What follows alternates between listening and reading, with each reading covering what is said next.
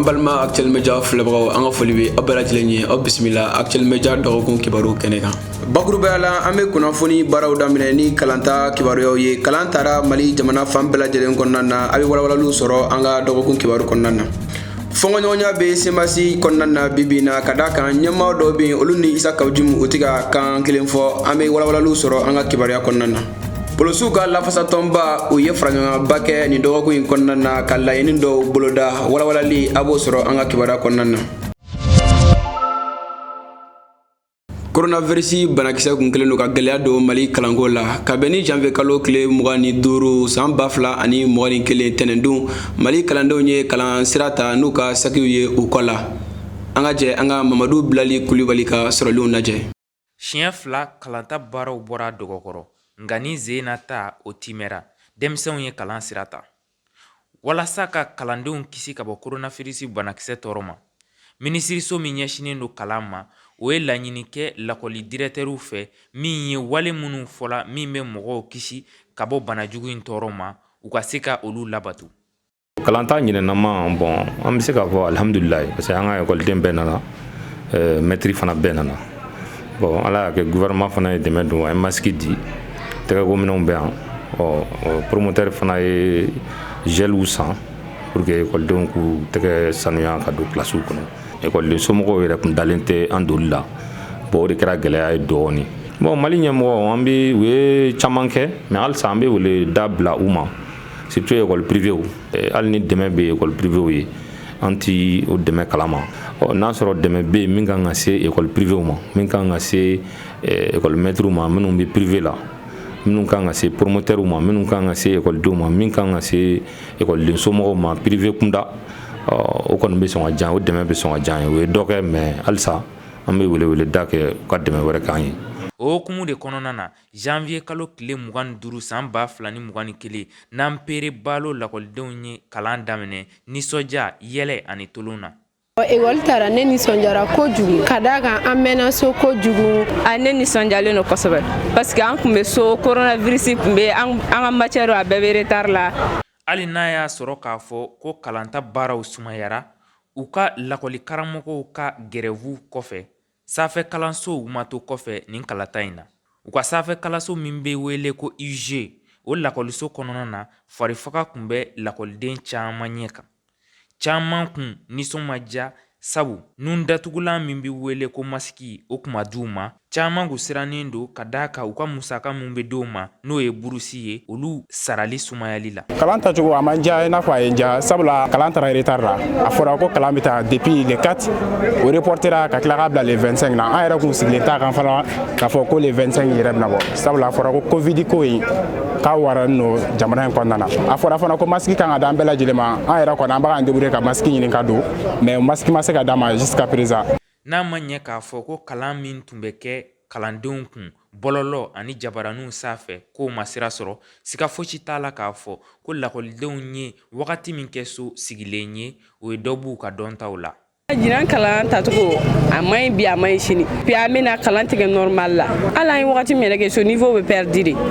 bon en tant qu'étudiant fɛn baden de b'an jɛ hali k'a dan an tɛ cours sɔrɔ normal la an ka bourse ma bila an dun bɛ matériel san o n'a ɲɔgɔnna caman min kɔni bɛ se ka fɔ o de ye ko kalandenw caman kɔni nisɔndiyara nin kalata in na Tenendo janvier kalo kile 25 san 2021 semasi jabala min be an ka sigida filanan kɔnɔna na lajɛba o kɛra yen o hukumu kɔnɔna na ni ka laɲini kɛ ka Isa Kawujimi n'o ye coordinateur général ye ka a bɔ a place la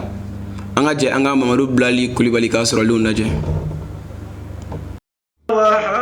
dɛnɛn tɛmɛnen ni fɛn tun bɛ bɛn kɛlen don min kan o de ye Isa Kawujimi gɛnni ye ka bɔ semasi coordinateur général ya la o de ye hukumu kɔnɔna na semasi ɲɛmɔgɔ dɔw ye dalajɛli kɛ min ye ka Isa Kawujimi gɛn ka bɔ a jɔyɔrɔ la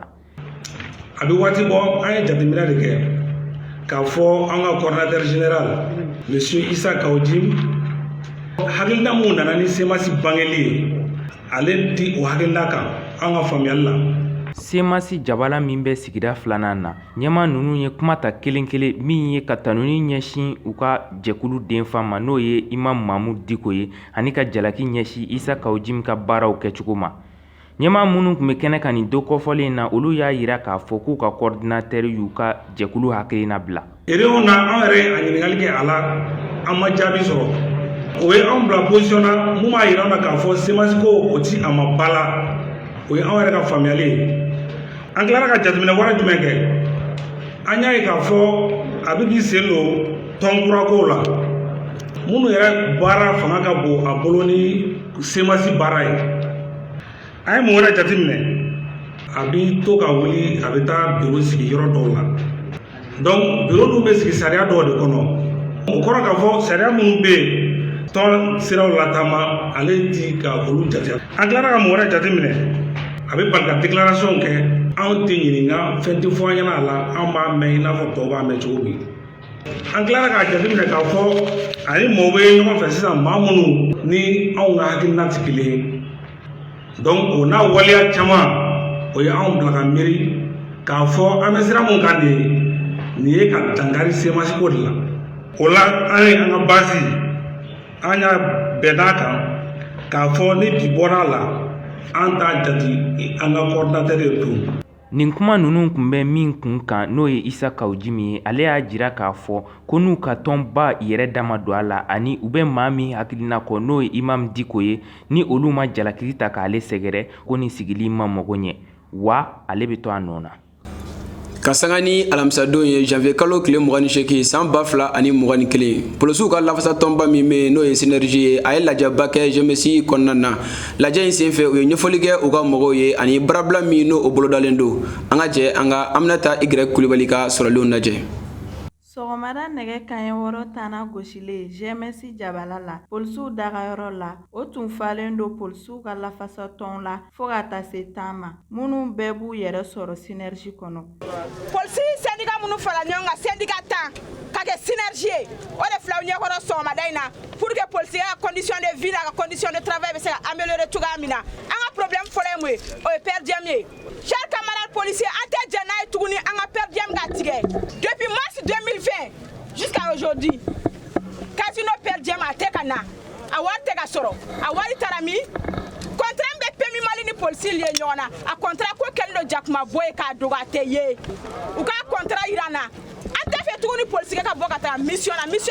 c'est vrai cadre d'ordre bɛ dogo mais minnu cadre d'ordre tɛ dogo k'a yira na an k'a ye sanni an ka bɔ ka taa mission na cadre d'ordre de b'an protéger voilà n'o bɔra yen élément fictif ko an tɛ don mɔgɔ ni élément fictif ko cɛ mais u k'a jateminɛ élément 70 kan ka taa yɔrɔ min na ka élément bila ka taa e cɛ ye sabali sa o bɛ se ka kɛ cogo di an tɛ jɛn n'o ye chers camarades aw yɛrɛ ka jeunesse kɔnɔna lajɛ ban sécurité yɛrɛ bɛ daminɛ mun na mɔgɔ ka propre santé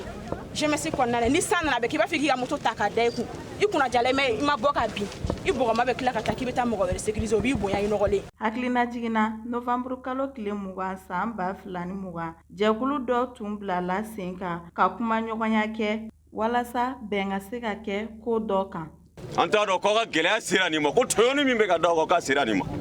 an fana bɛ layiru ta aw ye sɔgɔmada in na nous allons accompagner vos représentants. Hakɛ dun a bɛ jɔ de Mali kura daminɛ mana kɛ nin an bolo ko kow changera ja ni tɔɲɔ b'aw kan yan.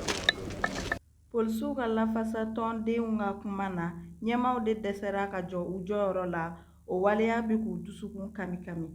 wa u y'a yira k'a fɔ nin kɔ don nataw la u bɛna wuli ka jɔ boloda walasa ka yɛlɛmali don lahalaw la polisiw y'a yira k'a fɔ k'u labɛnnen don ka ko bɛɛ kɛ min b'a to kɛlɛ in bɛ se ka nɔbɔ.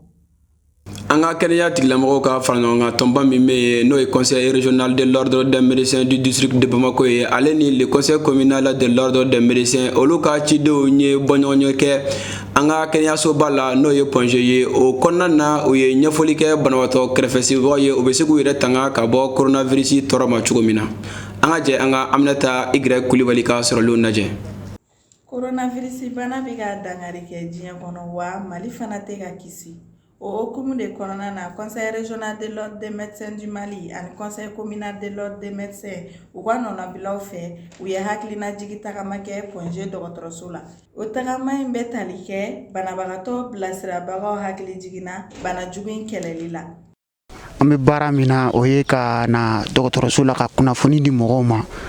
Comme a b'a kalama k'a fɔ ko bana min kɛlen don ka diɲɛ labɔ sisan n'an b'a fɔ a ma ko coronavirus donc an bɛ ka na kunnafoni de di mɔgɔw ma ani ka a yirula k'a fɔ walasa an ka bana in kɛlɛcogo foyi tɛ bana in na walasa gouvernement ye yamaruya minnu ta bana in kɛlɛli kama donc an k'o yamaruya ninnu bato i n'a fɔ ka mɛtiri 1 don ani ɲɔgɔn cɛ ka nunadonna don an nun na n'an bɛ tiso n'a sɔrɔ masiki t'an nun na an k'a kɛ tan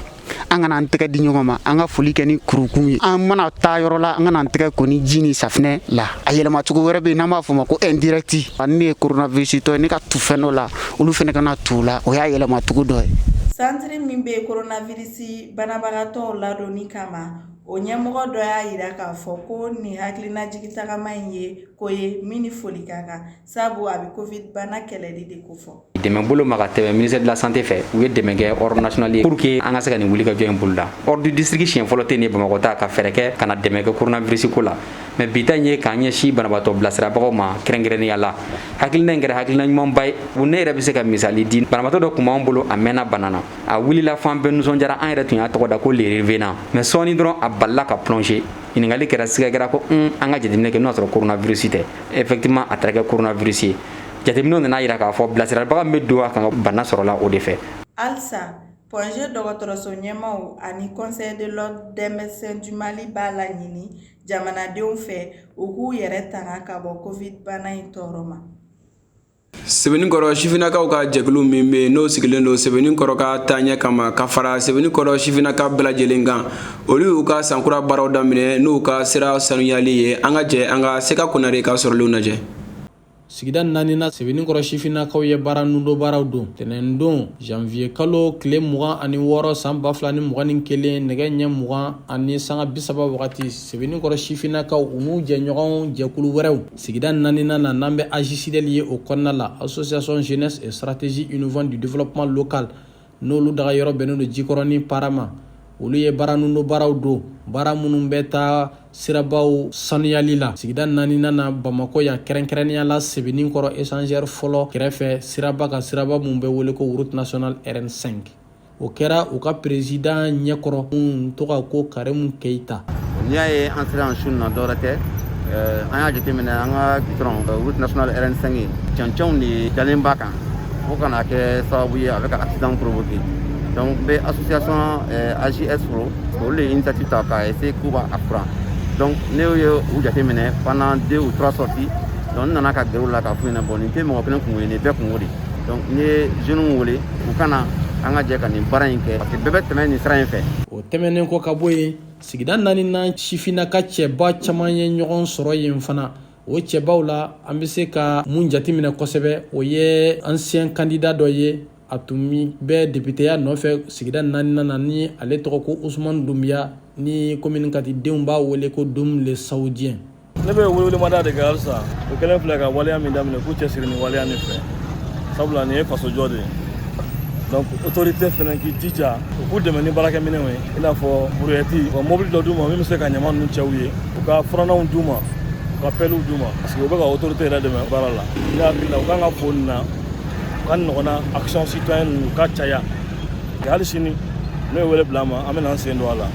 Sifinnaka musow fana ma to kɔ nin baara in na yanni baaraw ka ban mɔgɔ minnu bɛ tɛmɛ sira la moto ni mobiliw la u ye sifinnakaw fo kosɛbɛ k'u ka continuer nin baara in fɛ ko barisabula nin ye faso jɔ baara de ye wa n'u continuena nin baara in fana na a bɛ kɛ sababu ye jamana in a bɛ jɛya kosɛbɛ nin baara in ɲɛmɔgɔw y'a layidu ta k'a fɔ ko don n'a nataw la k'u bɛ nin puranin ninnu caya kosɛbɛ sigida naaninan fan bɛɛ ko walasa a bɛ se ka jɛya cogo min na u y'a ɲini an ka jamana marabaaw fana fɛ k'u k'u dɛmɛ sɛbɛ yɛrɛ la nin baara in na walasa sigidaw bɛ se ka yiriwa cogo min na. An bɛ an ka dɔgɔkun kibaruya kuncɛ ni diɲɛ kibaruyabaw ye an balimakɛ Mamadu Bilali Kulibali ale bɛna o di an ma.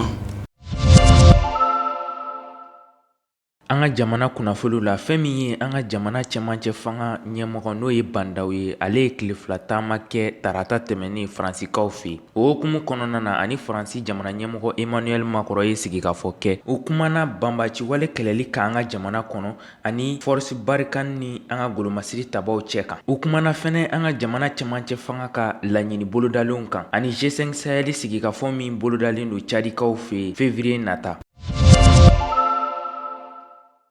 alamisa tɛmɛnen an ka minisiri min ka baara ɲɛsinen don sifinnakaw ani farikolo ɲɛnajɛ baaraw ma n'o ye Musa Ag Ater ye. Ale y'a jira k'a fɔ ko farikolo ɲɛnajɛ bɛna boloda an ka jamana kɔnɔ région ni ɲɔgɔn cɛ o bɛna kɛ Gawukaw fɛ. A bɛ daminɛ marisi kalo tile 5 ka taa bila fɔ a tile 12 la. A bilalen don bɛn ani fara ɲɔgɔn kan minɛn kɔnɔ. A denfaya talen don k'a di colonel Asimi Goita ma n'o ye an ka camancɛ fanga ɲɛmɔgɔ danga ye. Jamana wɛrɛ kunnafoniw na min ye Chinois ka bankiba ɲɛmaa kɔrɔ n'o o ye Lɛ Chaomin ye. Ale kɔni bɔnɛna ni na juma janvier kalo tile 29 tɛmɛni. Ka d'a kan kiritigɛlaw y'a yira janvier kalo tile 5 ko a nɔ yera yuruguyurugu wale la min bɛ t'i jɔ fɔ CFA wari miliyari 140 la. Tarata janvier kalo tile 26 san 2021 coronavirus ye maa min faga Angleterre kaw fɛ o taari jɔ fɔ maa 100,000 na. Bana jugu in ye su min bɔ yen nɔ a ma bɔ Europe fan si. Nin dɔgɔkun in kɔnɔ Turkikaw ka jamana ɲɛmɔgɔ Erdogan ye a ka san 2019 layidu dɔ timɛ ni o de kun ye ka du 100,000 di dɛsɛbagatɔw ani siyɔrɔntaw ma. Nga fɛn min ye 100 sara la u bi 10 sara du nunu mina musaka la ani u bɛ so sara fitinin sara faso ye min bɛ se ka t'i jɔ fɔ san 20 na. Ni ne bɛ dansigi an ka dɔgɔkun kibaruw la mun labɛnna ka lase aw ma Actuel Media ɲɛmaayaso fɛ an b'a fɔ aw k'an bɛn dɔgɔkun wɛrɛ.